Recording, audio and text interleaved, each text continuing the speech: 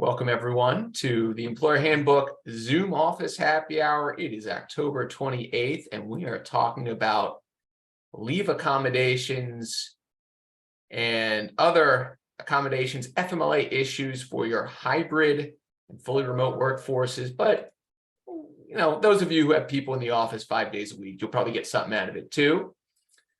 Welcome. My name is Eric. I am an employment lawyer at Fisher Broyles. I am also the proprietor of the Employer Handbook blog. Check it out when you have a chance at theemployerhandbook.com.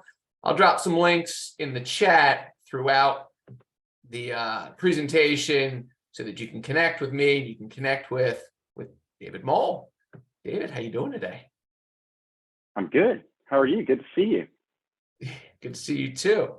David, why don't you tell everyone a little bit about yourself while I make sure that no one else can start their video or unmute themselves.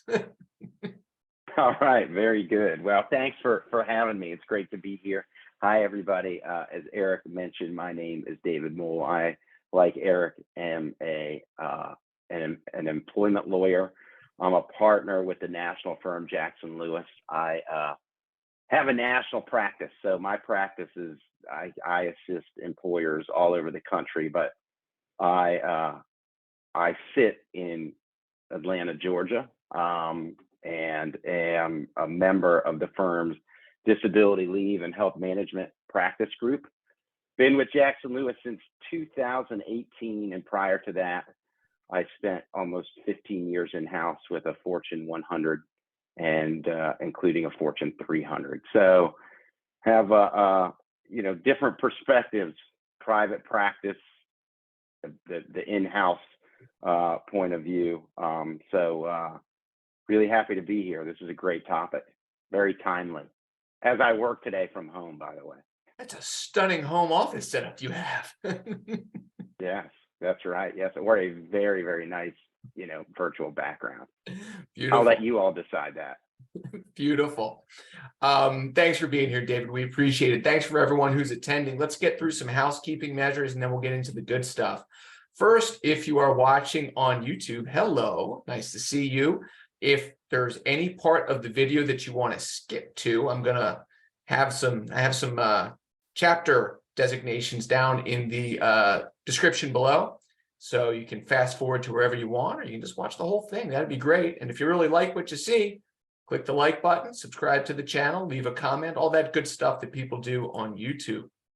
For those of you who are watching this live on Zoom, thanks for coming here. If you want to communicate with us, sorry, I have all of you can't unmute yourself, but you can use the chat. Please do. We'll answer your questions in a way that doesn't provide any legal advice and doesn't create any sort of attorney-client relationship, because although David and I are lawyers for the next hour, we are not your lawyers. If you need legal advice, call someone. Don't get it for free from us, okay? That's not a good idea. If anyone needs closed captioning, please let me know by clicking the 3 dots at the bottom right-hand corner of your Zoom screen. There is a live transcript option. We can turn it on for you. Once I turn it on, it's going to flash across everyone's screen. So if you don't want to see the live transcript, you can go back, use those 3 dots, and turn it off. Oh, fair enough, fair enough. Now, I just got a comment already. Eric, we're 4 minutes in, you haven't mentioned the Phillies yet. Surprised and disappointed. In all candor, folks, although I sit in Cherry Hill, New Jersey, which is squarely Phillies country, I am not a Phillies fan. Somehow I am a Boston Red Sox fan. I have no hatred towards the Phillies.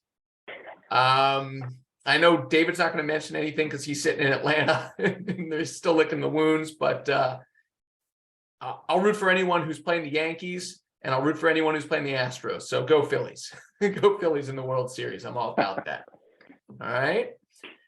Let's get started with the substance. And I think the easiest way to get into it, someone asked, what about the Eagles? Yes, I am an Eagles fan. It goes Red Sox, Bruins, Eagles, and unfortunately Sixers at this point. Hopefully they can turn that around. Let's do some basics, David. You want to handle just give everyone a little ADA 101. I'll handle the FMLA real quick. Yeah.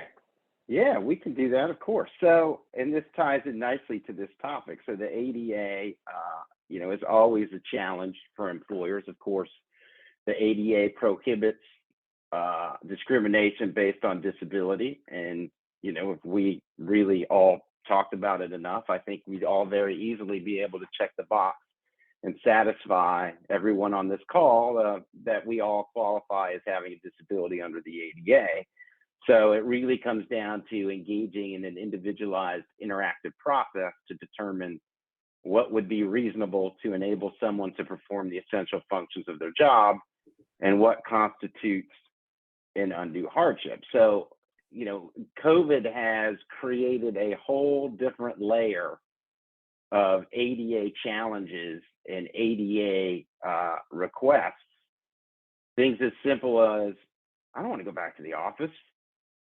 I mean, look what's going on out there with all of this, this pandemic, and my anxiety is flaring. I mean, that's enough to trigger someone to engage in the interactive process. So really important as people are bringing people back to work, or people are asking to stay remote, that you understand why that is, and if it is something that could be related to a disability, that you're going through the right process. So a key with that is to make sure you or your managers have the right training and understanding to issue spot, because HR could have the greatest process in the world, but if a manager doesn't spot the issue to get it in those great channels, then those channels are not going to be effective.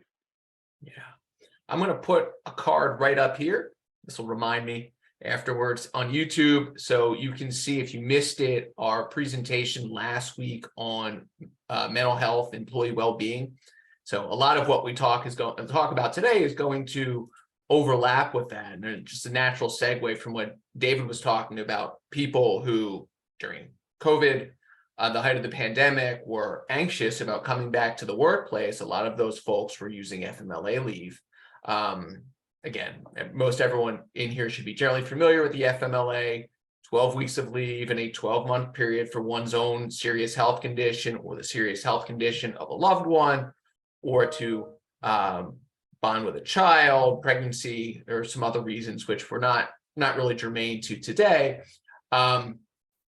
But that is available, of course, not just for people who report to work every day, but for people who report to work in a hybrid location, in a hybrid workplace, and for people who never report to work and work remotely all the time. And that's something that David and I are going to talk about over the next hour, especially with your managers, who are basically going to be your frontline folks who interact with people who may need an accommodation and may not know to go to HR because they're working remotely, and maybe they're thinking about it differently, or not thinking about walking into HR, or who say things that should trigger in a manager's mind the need to offer FMLA leave even to someone who is working remotely. So we'll nail all of that down today. Someone is asking, is there a PowerPoint? We don't do no stinking PowerPoint. Come on. We don't give CLE credit. We don't have HR credit. It's just two talking heads. Hopefully you get something good over the next 51 minutes. So David, remote work as an accommodation, right? That's nothing new. I mean, the EEOC came out with guidance on this in what is it? I'm looking at it right now. This is 2003. So, I mean, this is nothing new, right? No, it's nothing new at all. I mean, it's just become more prevalent with a couple things. Number one, the pandemic, and with the advent of more technology, Zoom, Teams, all the things that we wish we bought stock in late 2019. But really, working remotely and changing where somebody works as well as how they work is not an unusual accommodation request. It's just that now what people saw during the pandemic is, in most cases, it works pretty well, better than people anticipated. So it's also kind of a lot of times what I see with companies is there are different mindsets at the senior level. Like the more traditional, old school, like you got to come into the office, versus another mindset is you can work wherever you want as long as your work's done. And that's becoming, and I know you're seeing this too, Eric, more and more important, especially in this very tight labor market. Where somebody works is a big deal, and people will they trade off money for being able to work remotely. It's true. It's true. I mean, I work for a law firm that is fully remote. That is the model. Fortunately, I don't trade off any money for that.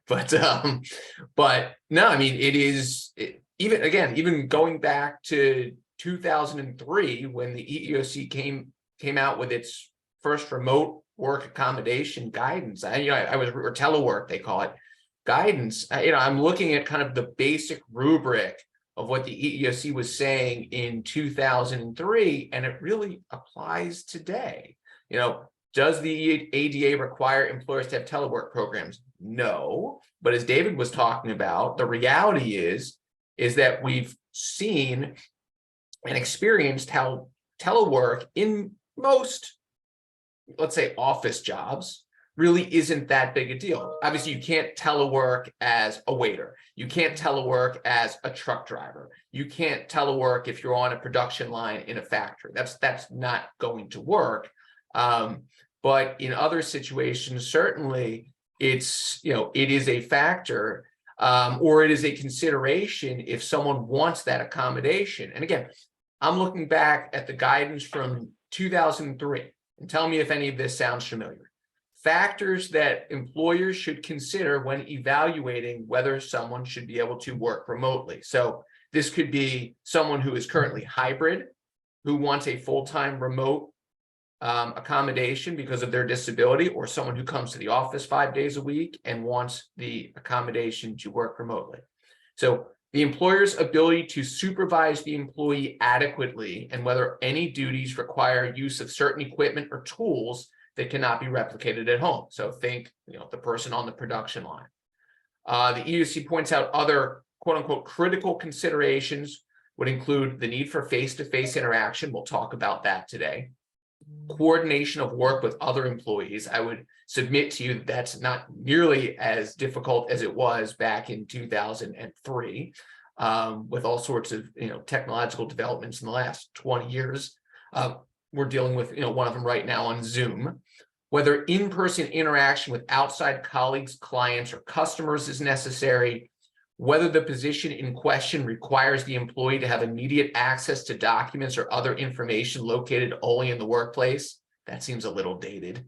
And an employer should not, however, deny a request to work at home as a reasonable accommodation solely because a job involves some contact and coordination with other employees. Frequently, meetings can be conducted effectively by telephone. All the millennials and Gen Z on here are like, and information can be exchanged quickly through email and obviously other technology since then. So the EEOC was on top of it back in 2003, and now I'll say, without talking about any particular case, but David, in your practice, are you seeing generally, whether it's cases you're handling, or better yet, kind of your general observations, judges kind of acknowledging that telework, not that hard to do. It's pretty reasonable accommodation. Yeah, I mean, and this has been an evolution. I mean, if we've got any of those people out there that are into that or having trouble sleeping and want to read a case and help them doze off at night, there was an interesting, and Eric, I know you know about this case years ago, the Ford case. Remember the Ford Motor case? That was all about, to what extent the issue in that case was its collaboration in essential job function. And the company there, they tried to do certain things, and really that was one of, I don't want to say the first, I mean, that was a key case that really focused on, and this was pre-COVID, the advancement of technology. So you're right, we are seeing that. I would say that some key things that I talk to clients about is in your job descriptions is making sure that the essential duties show and support that in-person attendance is an essential job function, an in-person presence. And it's harder to show that, but things like collaboration, that, or what's the nature of the job. Now, the other thing I would say, so to answer your question, Eric, yes, I mean, it's harder to be able, as it was back in 2003, to say, no, you've got to be in the office, because it's very easy to collaborate and have a similar presence with all the video technology, number one. I think the other thing is the other challenge, and this is referenced in the EEOC's COVID guidance. I know we haven't really talked about that in detail, but they do talk about things like remote work, and that, one of the things that's in there, the EEOC says, is we'll use COVID as a trial period. And I would say that the EEOC is a big fan, and I tell clients, if you're not quite sure, try it. It doesn't mean you're locked in forever. Try it for a month or two, but the essential functions have to align with doing the work remotely. Like, for example, if someone deals with some protected health information or super sensitive classified information that can't be accessed securely remotely, that would be something. If someone, like Eric said, is a waiter, or if, works for like a telecom company and goes in people's houses to fix their modems or internet or TV, that, doing that in person can be an essential job function. So, I mean, the real challenge now is, and what I always ask clients is not only the technology, but, all right, well, tell me what's going on. Like, are they working remotely? What happened during COVID? Did y'all shut down? And it's like, no, they work from home. How'd that go? It went fine. Were there any significant changes in the job during COVID versus what's happening now? No, not really. Those are facts that make it much harder to show that not permitting remote work is an undue hardship, because it's been buzzing along fine. Yeah, it's like the EEOC almost set a trap for employers there, unwittingly, right? They were saying at the beginning of the pandemic, right, employers may need to shift to a remote working environment during COVID. That's exactly and we're not right. saying that makes it a reasonable accommodation to work remotely. We're not saying that. Look, when it's over, you may need to come back to the workplace. But right, what they're saying now, I don't want to speak for the EEOC, but what you're seeing with some of these, they're bringing actions, is that, look, working remotely for a defined period of time, right? So we're not talking about an indefinite remote working accommodation. And indefinite accommodations rarely, if ever, become reasonable or are reasonable. But a defined period of time to work remotely, based on what David was talking about, seemed to work during the pandemic. Why couldn't it work for another 6 weeks, 12 weeks, something like that?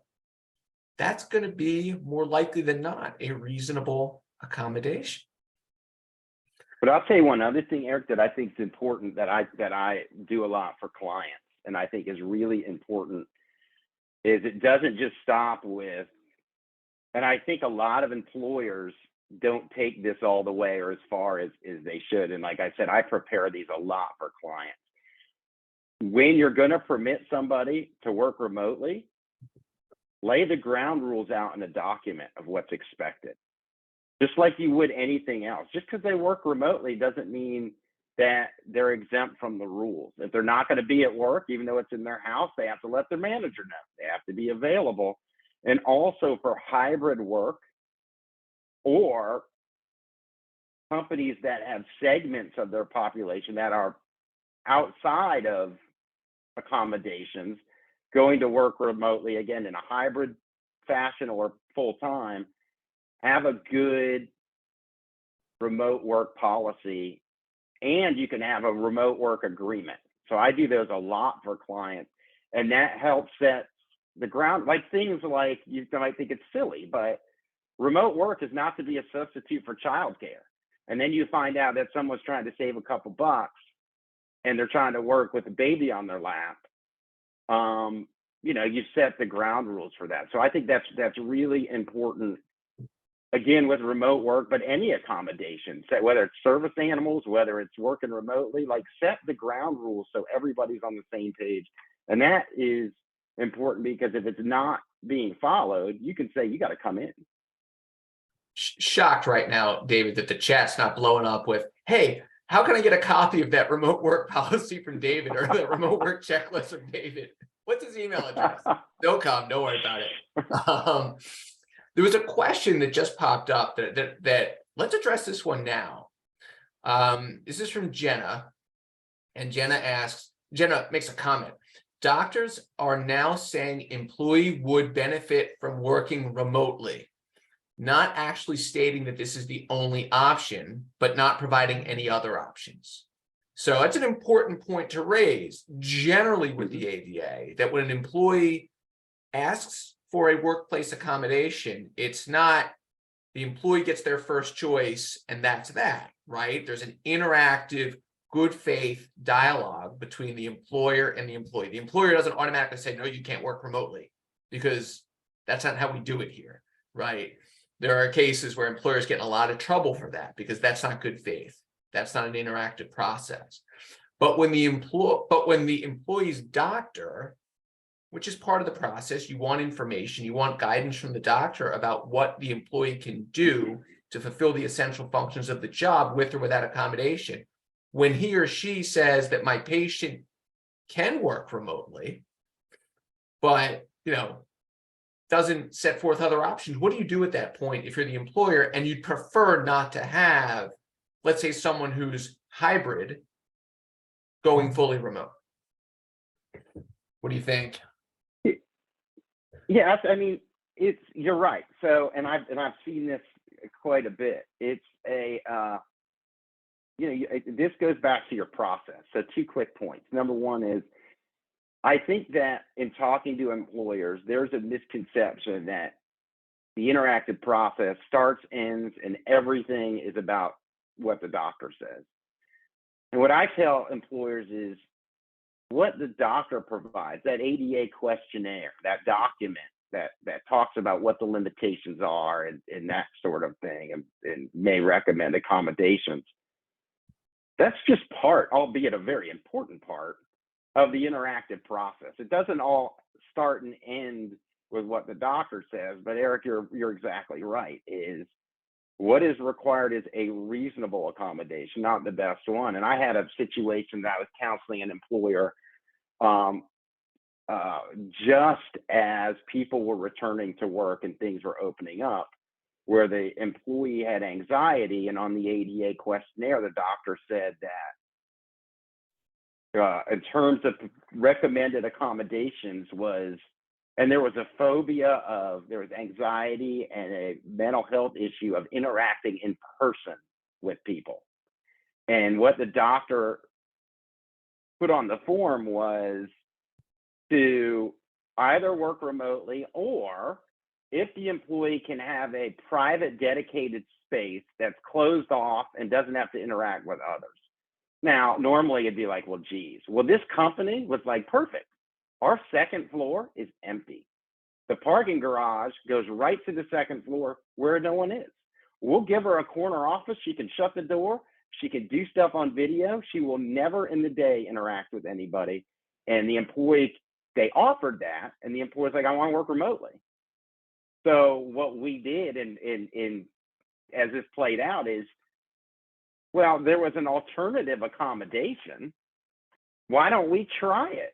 Come into the office. And if the employee refuses without any sort of information that would close off the alternative option that her doctor recommended, that's not good for the employee, because both the employer and the employee have to engage in the interactive process in good faith. So that's if you can find an alternative, why don't we try it? It's a great set of facts. Couldn't have made that up if I wanted to. It's a good one. I like it. What about folks who are taking FMLA leave?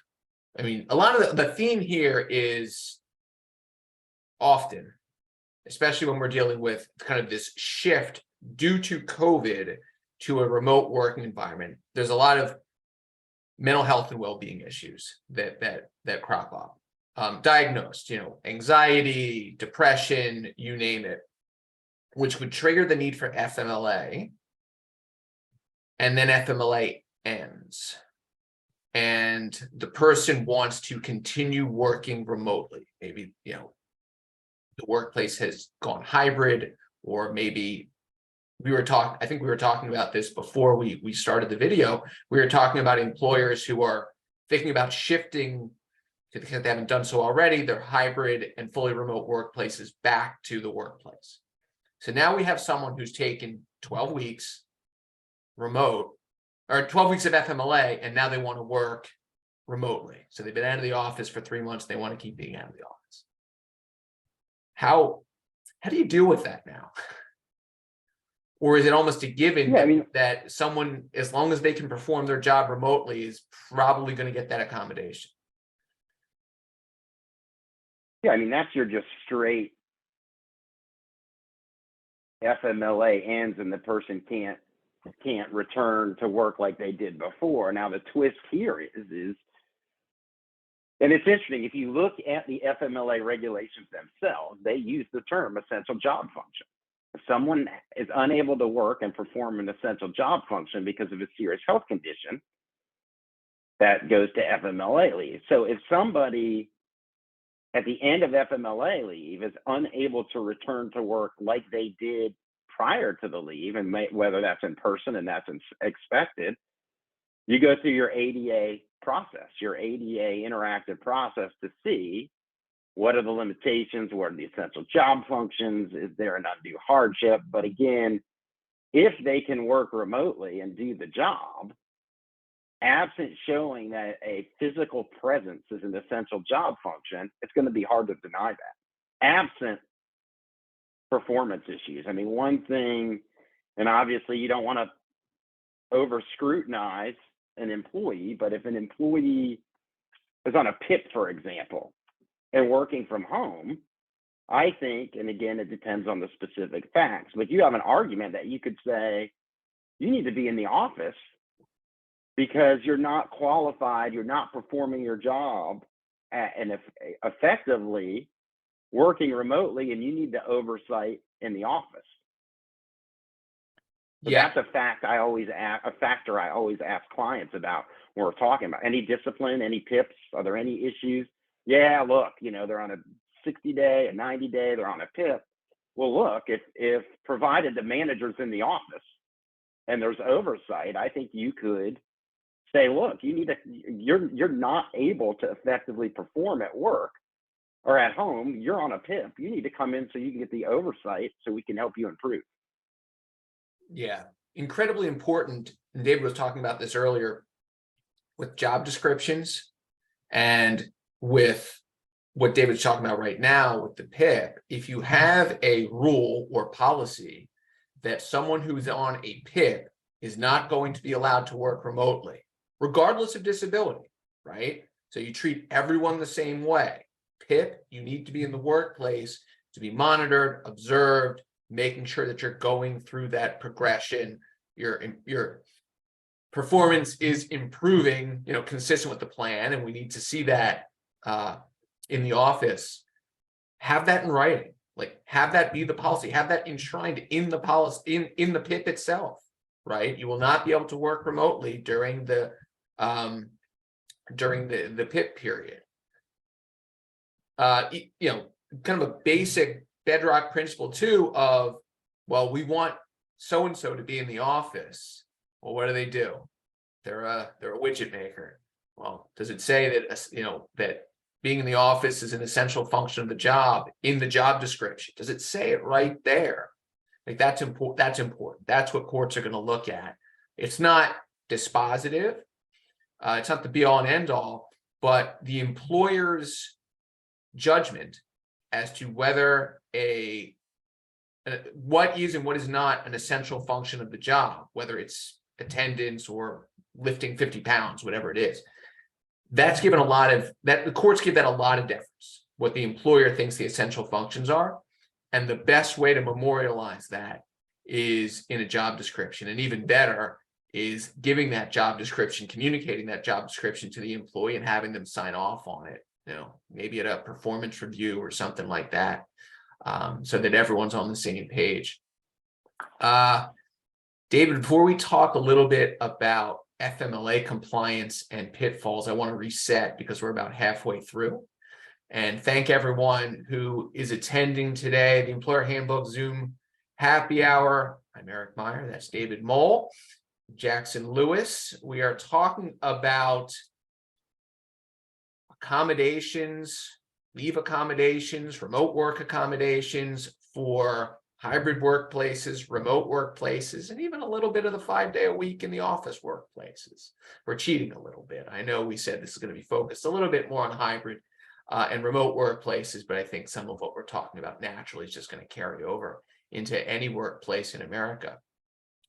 One other thing I want to point out right now as we're resetting here, we are not getting into state and local laws. So just because we say something might be good under the ADA, there may be a state or local law that is more employee friendly or stringent, where you may have to provide a certain accommodation that you wouldn't otherwise have to provide under federal law. I'm not licensed to practice there, but I know just enough. I'm thinking New York City. New York City might be a little bit more employee friendly than the ADA, or California, the whole state, or New Jersey, the whole state. Virginia, New York. I mean, there may be certain states where you're going to have a more friendly accommodation rule. And also here, we're about to talk about the FMLA. I mean, the FMLA is 12, you get 12 weeks of leave in a 12-month period for a serious health condition, but there may be state laws that lower the numerosity requirements. So you don't have to have 50 employees. You might only have to have 25 employees to be covered under the ADA. And there might not be a 50-75 rule and stuff like that. And you might not have to have a year under your belt before you can request the leave. So while we're focusing on FMLA and ADA here, don't forget about the state and local laws too. And while we're going on our FMLA spiel, and I turn it over to David, don't forget, folks, I see a lot of them. We have to get to them at some point, the questions that are popping up in the chat. If you have questions, please ask. We'll try and get to them as we can. Just make them hypothetical and make sure you're asking for a friend, okay?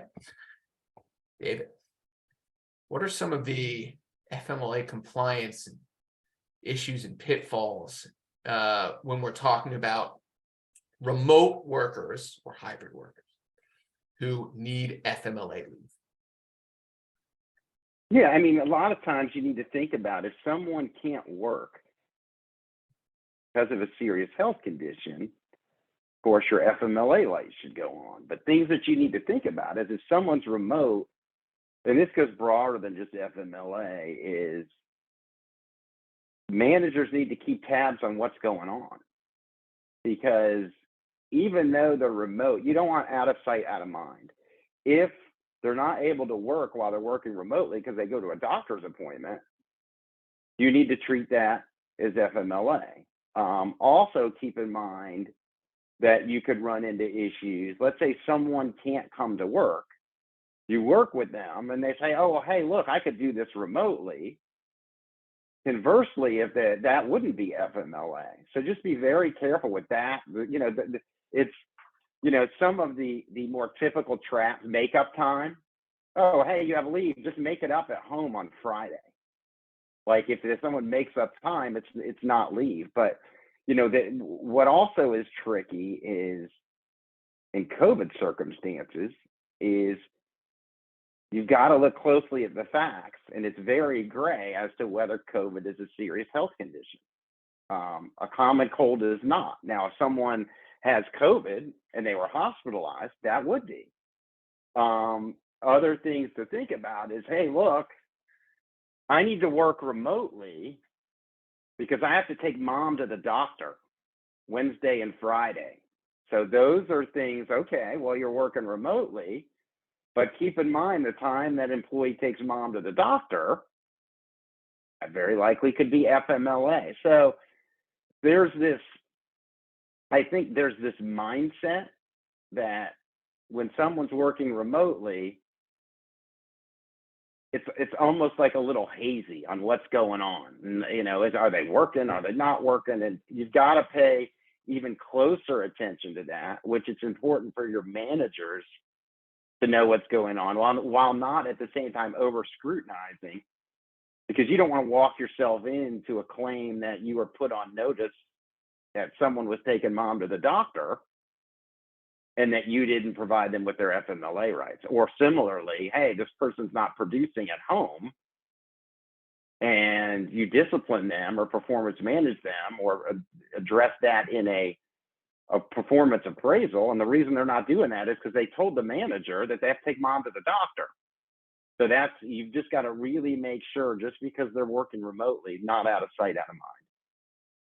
Yeah, another issue too is with people working remotely, having a system in place to document what I'll call call outs and attendance issues, right? It's pretty easy when someone's showing up to the workplace, either they're there or they're not.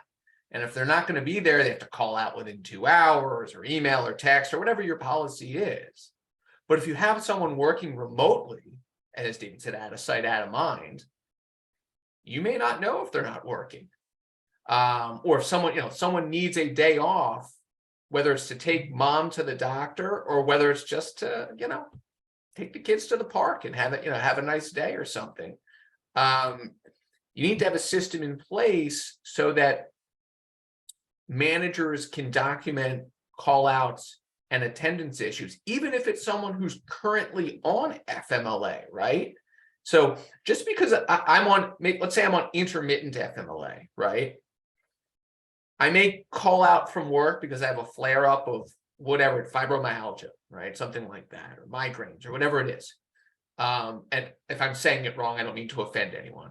But I call into the office and I say, I'm not going to be in today, my migraines or FMLA day or whatever it is. That's pretty easy to document, right? But I may miss work for reasons unrelated to my fibromyalgia or migraines, and those call outs need to be tracked. And they're not counted as FMLA days, right? And you have an attendance policy that you're going to have to adhere to.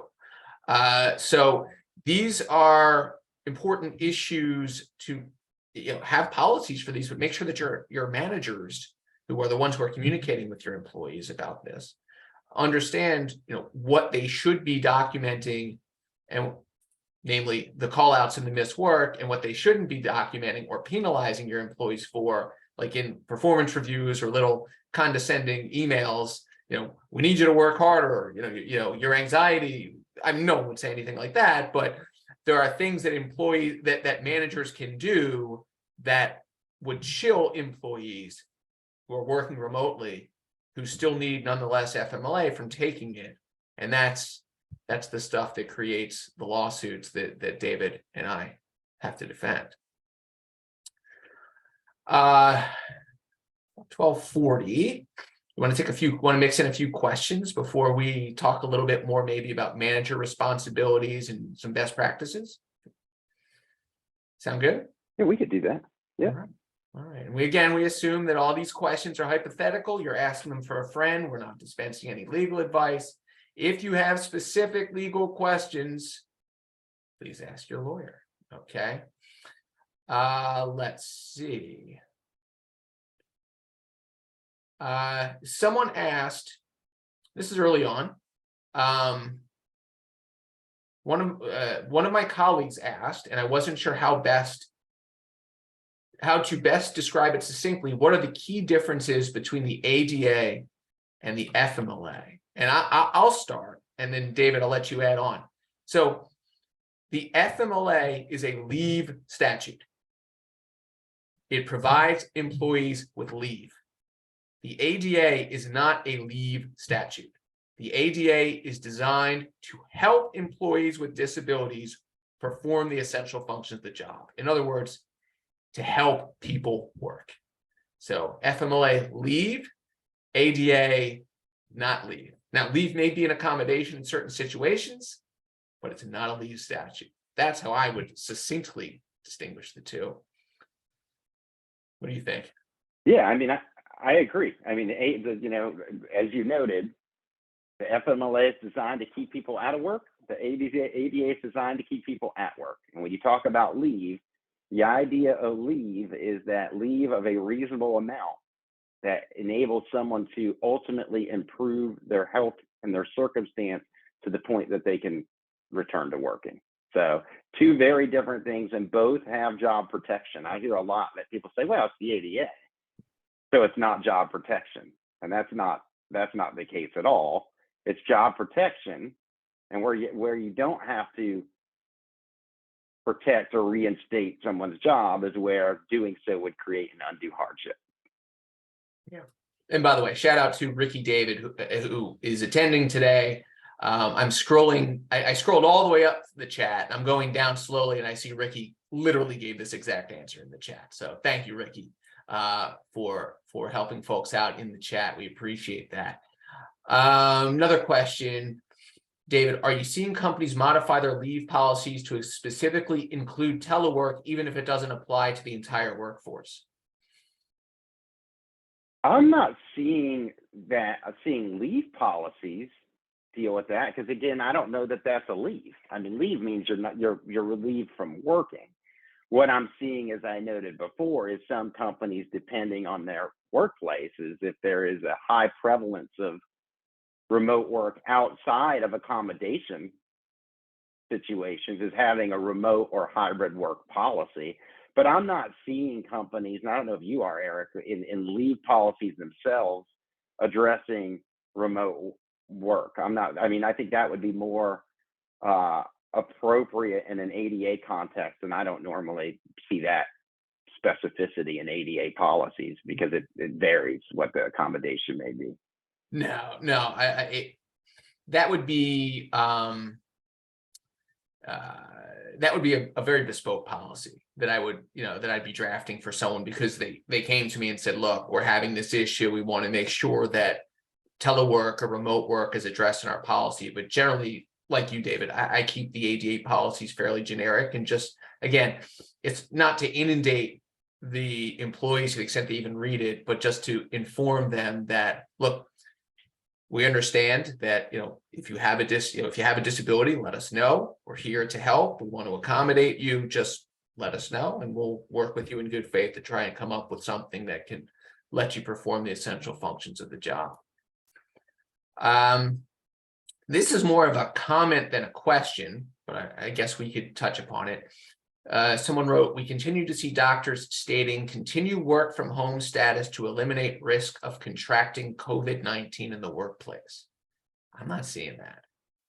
Are you? Maybe a variation of that. I mean, what I've seen is, so the answer to your question, no. I mean, what I've seen is employees at high risk is immunocompromised and should work remotely indefinitely. But I'm not seeing, and I think not to get into a whole separate COVID vaccination discussion, but we could spend weeks on that. But, what you're seeing is that the propensity of the direct threat of COVID in the workplace and people dying is not what it once was. I mean, if there's vaccinations and you're seeing less hospitalization. So, but no, I'm not seeing that circumstance. What I do see from time to time and periodically is, employees immunocompromised and there's risk in being out in public and going to work and those kinds of things. Yep. I just want to read this comment to the audience. I think it's insightful. As a reviewer of accommodation requests, we often get information from a doctor that may recommend things such as permanent or indefinite telework, which is at variance with the essential functions of the job. It is incumbent that reviews of accurate and updated position descriptions for employees and discussions with all parties, employee managers, etc., be done to ensure that a reasonable accommodation is implemented. It's a great point. Here's a question. Based on your experience, do you have a general guideline for how long a temporary, and that's in quotes, temporary accommodation could last before it may become an undue hardship? I know it depends on disability, accommodation requested, etc., but I'm curious if you've seen any trends in the definite versus indefinite argument. I think it depends on the facts, and I knew you were going to say it depends. I knew it, because it's the right answer, right? Right. I mean, but all kidding aside, is that this is an example I give when I talk to clients, and it's kind of a made-up example, but I think it fits here and shows you why it's fact specific. Let's say that I work for a company that makes bottled water, and I have an employee whose job is to go around in a territory and go to convenience stores and stock the shelves with water. And part of the deal that the company has with its convenience store customers is that employee will stock your shelves with more water twice a week. Employee has a disability that they move a little slower and they can't lift as much, so they might not be able to build like the little end cap shelves that they put the water on. So someone at the company builds them for this employee as an accommodation beforehand. He or she tosses them in the back of their van or whatever they're driving and uses a cart to wheel it in. And because they can't take as many big cases of water in, they've got to make more trips. Now, initially, they accommodate that by having someone from a neighboring territory, when needed, come and help out. But there's a delay, but it's not going to, in a day or two, going to stop the presses, so to speak. And it works okay for a month. But starting about month 2, this slight delay accumulates to the point that a store here and there may not be getting their shelves stocked twice a week. And as it gets to month 3, then there's complaints. And stores are saying, hey, look, I'm paying you to stock my shelves twice a week. And because other people are kicking in and helping from neighboring territories, it's started to create a bottleneck. In that situation, you could make an argument that there's an undue hardship. And while the accommodation initially was feasible, as this slight delay and slowdown has continued to accumulate, it's now significantly impacting the operations of the business, because you contractually are required to stock the shelves twice a week, and it's not happening consistently. So that's the type of thing that you'd want to show. It's driven by the facts and the circumstances, and there's no magic line in the sand. It's when that accommodation gets to the point where the facts change or evolve so that it's significantly impacting the operations of the business and it can't continue. Great point. Yeah. About, and we've seen this under different facts and circumstances where an accommodation was reasonable at first, but then over time becomes unreasonable. That's a great example.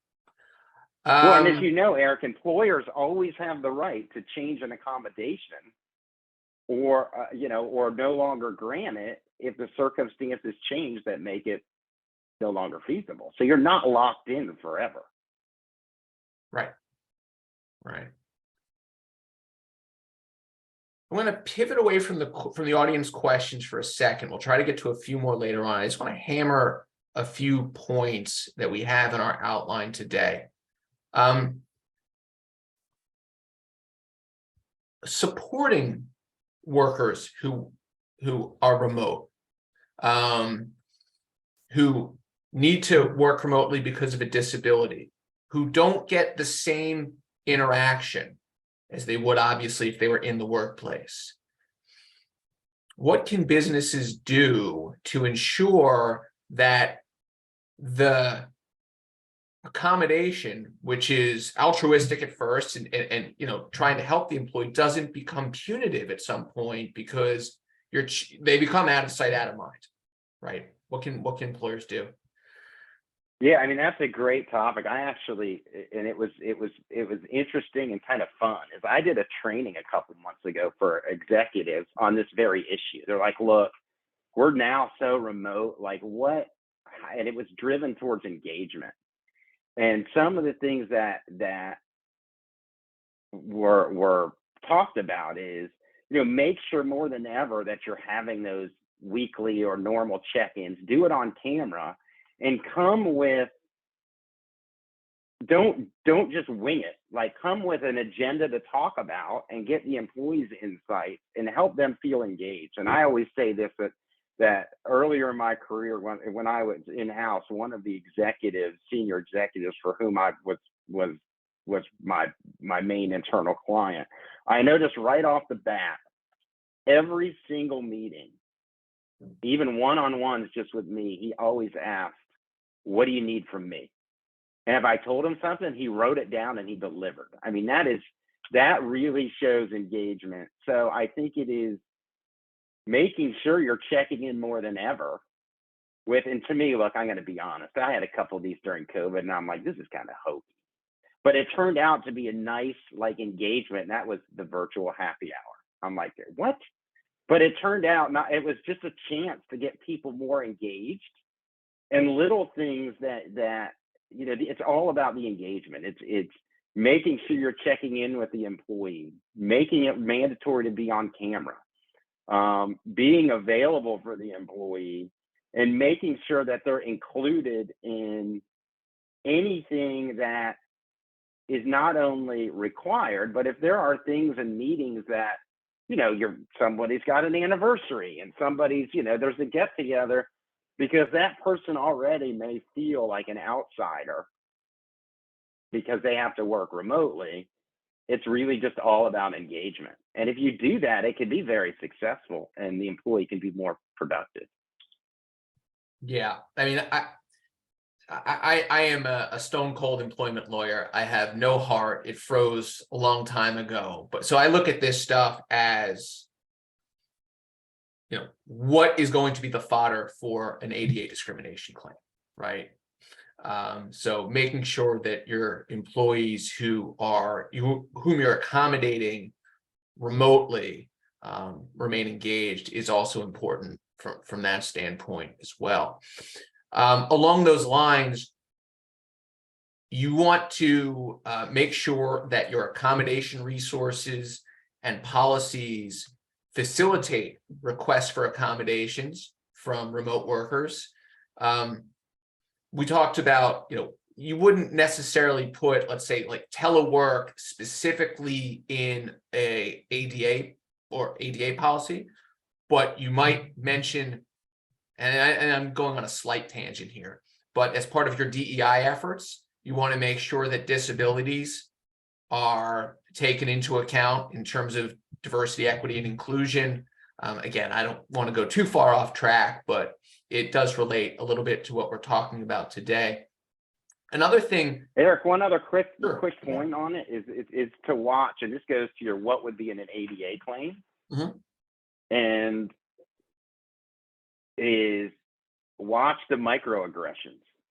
I mean, Eric, like me, we see all the time, in the charges, I'm being excluded from team meetings.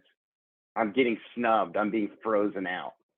And that's part of that engagement piece. Like, it can't be out of sight, out of mind.